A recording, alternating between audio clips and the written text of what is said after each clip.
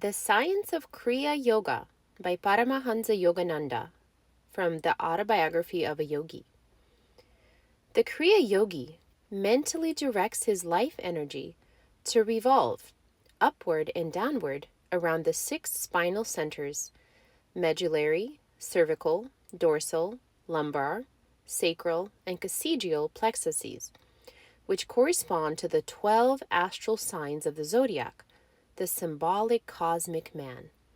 1/2 minute of revolution of energy around the sensitive spinal cord of man effects subtle progress in his evolution.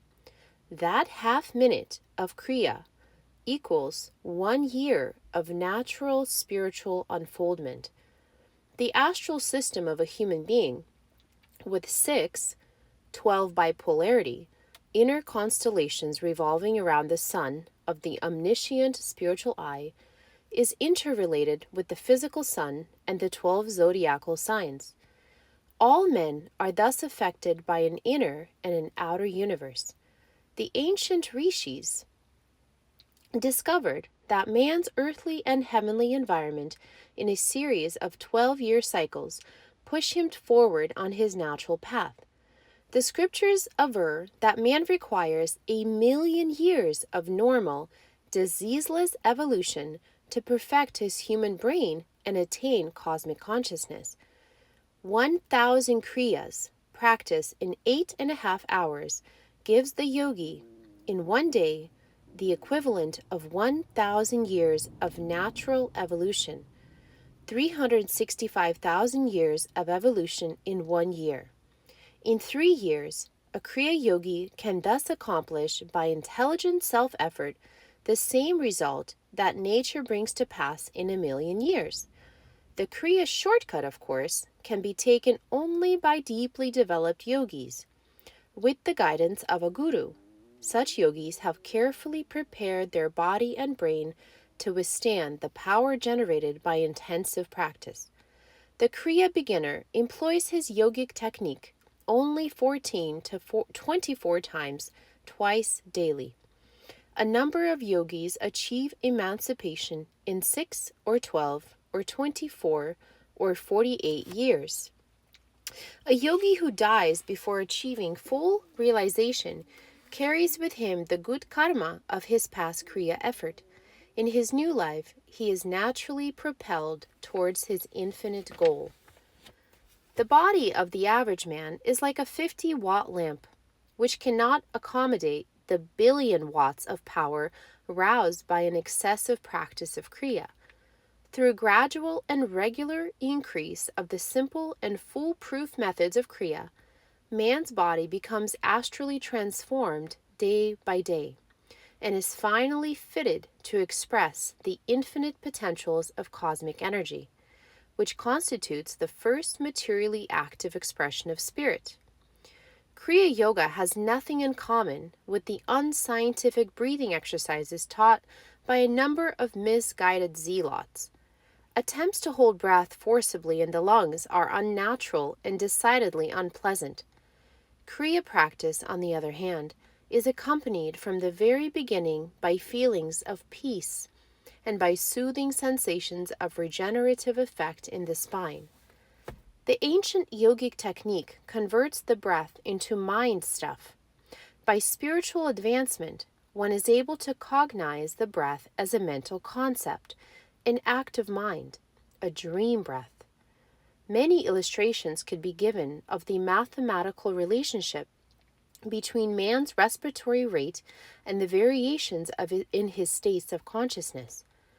A person whose attention is wholly engrossed, as in following some closely knit intellectual argument, or in attempting some delicate or difficult physical feat, automatically breathes very slowly. Fixity of attention depends on slow breathing. Quick or uneven breaths are an inevitable accompaniment of harmful emotional states: fear, lust, anger. The restless monkey breathes at the rate of 32 times a minute, in contrast to man's average of 18 times. The elephant, tortoise, snake, and other creatures noted for their longevity have a respiratory rate that is less than man's. The giant tortoise, for instance, which may attain the age of 300 years, breathes only 4 times a minute. The rejuvenating effects of sleep are due to man's temporary unawareness of body and breathing. The sleeping man becomes a yogi. Each night, he unconsciously performs the yogic rite of releasing himself from bodily identification and of merging the life force with healing currents in the main brain region and in the 6 subdynamos of his spinal centers.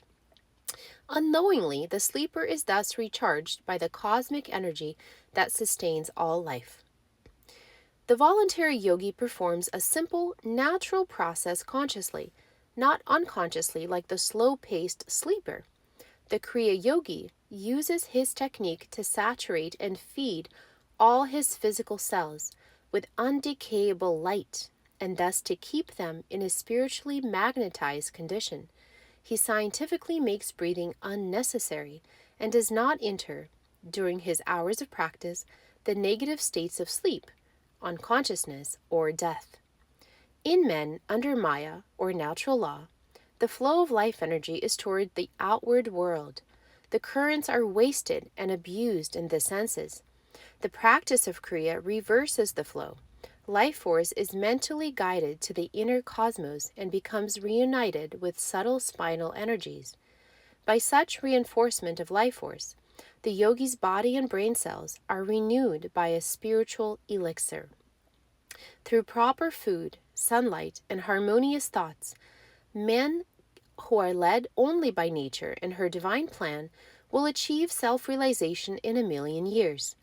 12 years of normal, healthful living are required to effect even slight refinement in brain structure. 1,000,000 solar returns are exacted to purify the cerebral tenement sufficiently for manifestation of cosmic consciousness. A kriya yogi, however, by use of a spiritual science, removes himself from the necessity for a long period of careful observance of natural laws. Untying the cord of breath that binds the soul to the body, kriya serves to prolong life and to enlarge the consciousness to infinity. The yoga technique overcomes the tug-of-war between the mind and the matter-entangled senses, and frees the devotee to re-inherit his eternal kingdom. He knows then that his real being is bound neither by physical encasement nor by breath, symbol of mortal man's enslavement to air, to nature's elemental compulsions.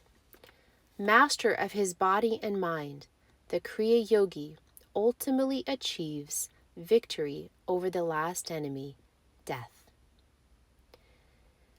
So, my friends, this is a short reading from the autobiography of a yogi in the chapter called The Science of Kriya Yoga.